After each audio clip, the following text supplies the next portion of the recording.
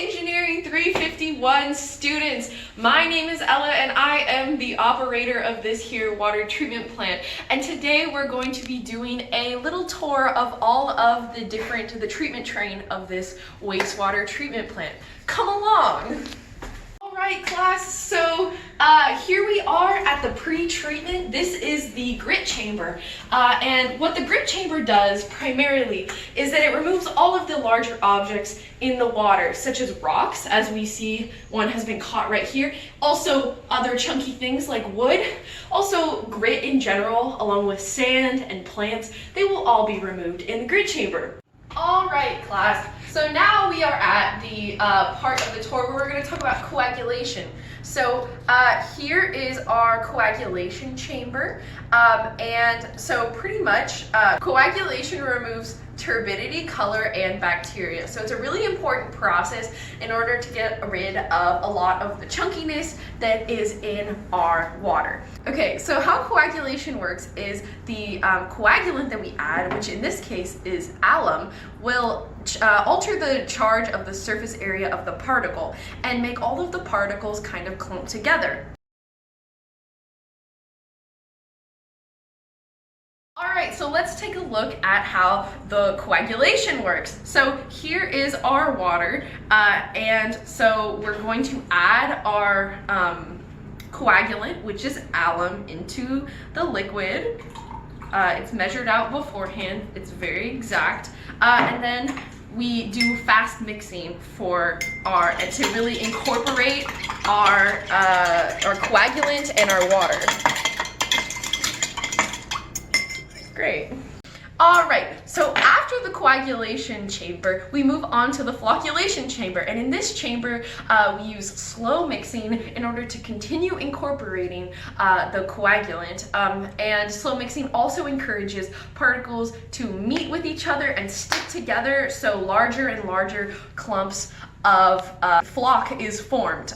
So here we can see the slow mixing occurring, and if you look closely, you can see that larger and larger chunks of flock are forming.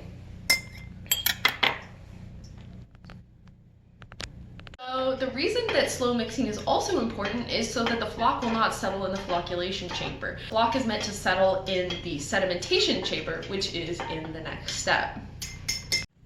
All right, so now we're in the sedimentation chamber. And so what occurs in the sedimentation chamber is the flock will settle and form a big clump of flock. As you can see, the water and the flock have separated here. And so the flock is now sludge and will settle at the bottom. And then it will be scraped and taken. Sludge actually takes up 50% of the costs total for water treatment because it takes a lot of time and money to dry out sludge. So sludge is collected from the bottom of the sedimentation tank, and then sludge is either dried mechanically or naturally.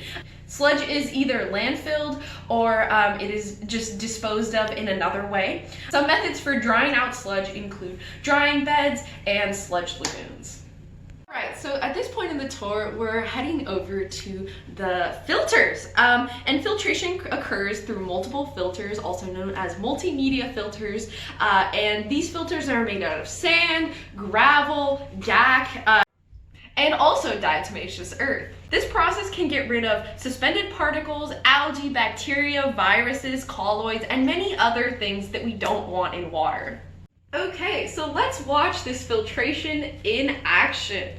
So here we go, pouring our water into the filter.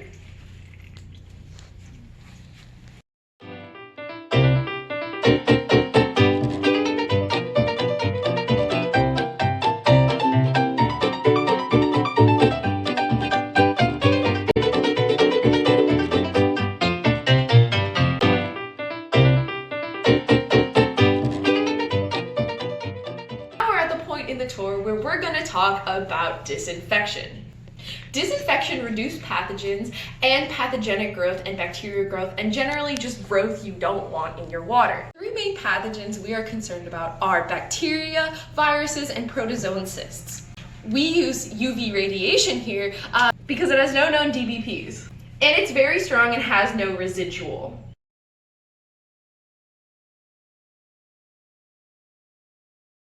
Alright, so let's watch our UV disinfection in action. Alright, so now we're at the drying beds, and in the drying beds is where we dry out the sludge so it has a lot less water, and then we will landfill it. If you guys want to take a look at the sludge drying, here it is. Alright class, now the water is cleaned and ready for distribution for everybody's use.